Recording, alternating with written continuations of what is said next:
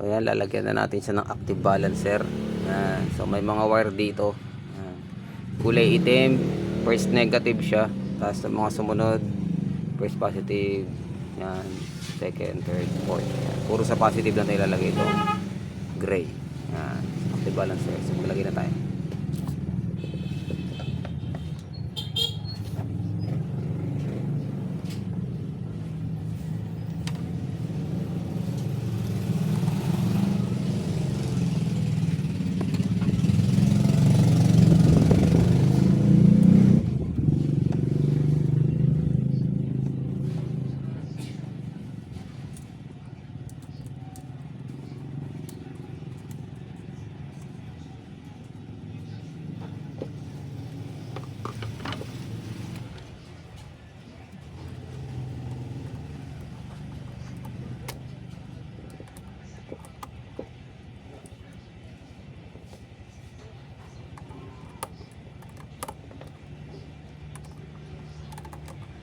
Hapitin lang natin.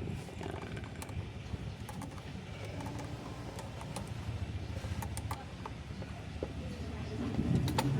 Susunod naman, yan, itong unang positive nasa likod ng negative lang yun.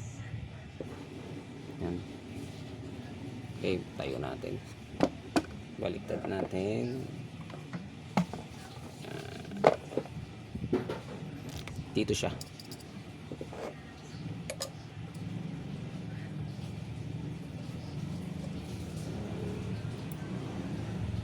Sama na lang natin dito.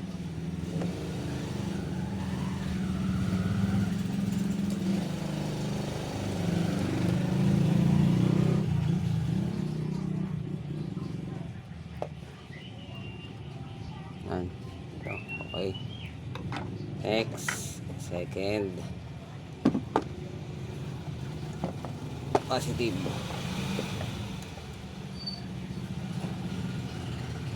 Yan. Dito siya.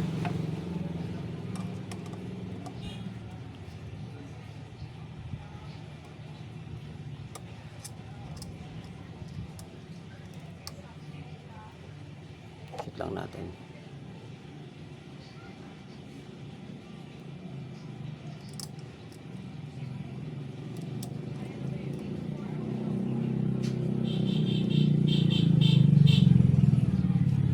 Yan. Next. Third positive. Pabalik-baliktad lang tayo.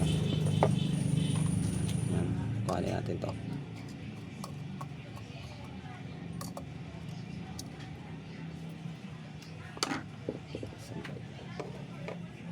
Ito yun.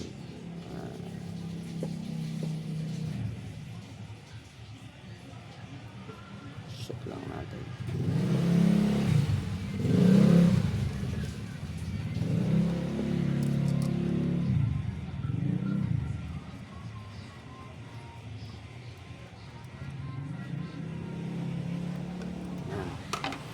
Panghuli. Yan. Dito sa last positive natin, ito yung positive side.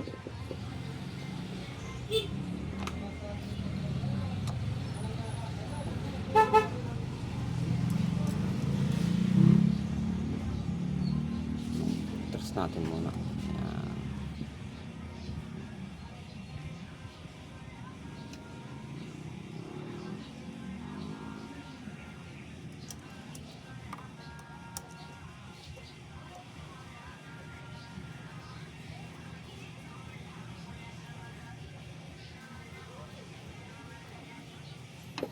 So ayan, okay na.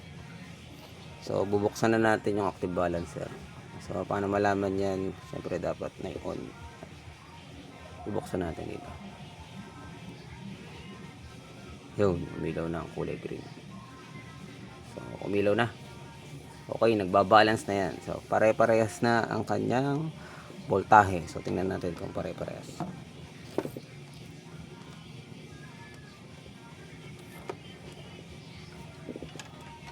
Gumamit ulit tayo ng multi-tester.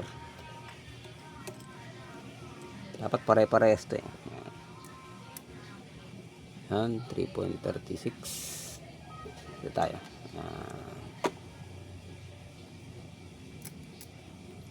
3.36. Yan. 3.36. Okay. 3.36. Tsaka ito sa kabila. 3.36. So okay. Okay na ang kanyang voltage. Baliktad pala to. Yan. So okay na. Okay, thank you. Susunod na video, yan to, itetest na natin kung gumagana talaga. Salamat. Hanggang dito lang. Peace.